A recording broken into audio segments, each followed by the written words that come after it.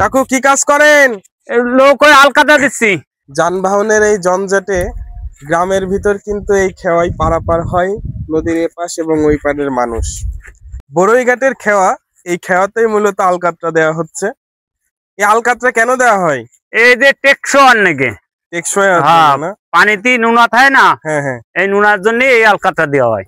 আপনি কি এই নৌকার মাঝি? মাঝি। গান গাইতে পারেন? না। একটা গান গান।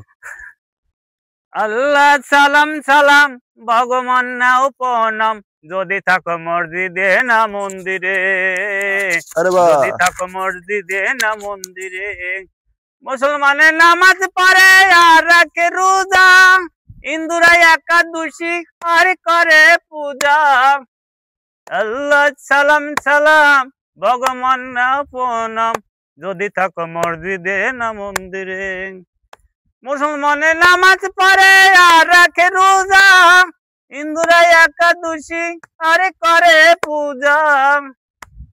আচ্ছা কাকু, আলকাতরা দেওয়ার পর নৌকা কি রেস্টে রাখা লাগে? না, এই আলকাতা দেওয়ার পরে যে রোদ্দুরু ঘামবে না, এই রোদ্দুরি ঘামার পরে আবার ভিতরে আবার আলকাতা দিবা না। ও মানে এ পাশ ও পাশ দুই পাশে দেওয়া লাগে। হ্যাঁ, এই আলকাতরা দিলে হয় কি? এই আলকাতা দিলে পরা এই পানি এলো আয়রন, বুঝলেন?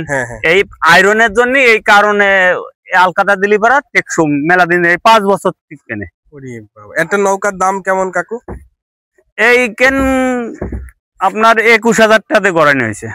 আপনি কি ওই যে হাট বাজারের মানুষজন পারাপার করেন? হ্যাঁ হ্যাঁ হ্যাঁ। নদীর এই পার থেকে ওই পারে যাইতে কয় টাকা নেন? এই আসা যা 10টা। মানে ধরেন সকাল 10টার সময় একজন আসলো, এবার রাতে যাবে, তাহলে কি ওই 10 টাকায়? বাহ, ভালো বুদ্ধি। দর্শক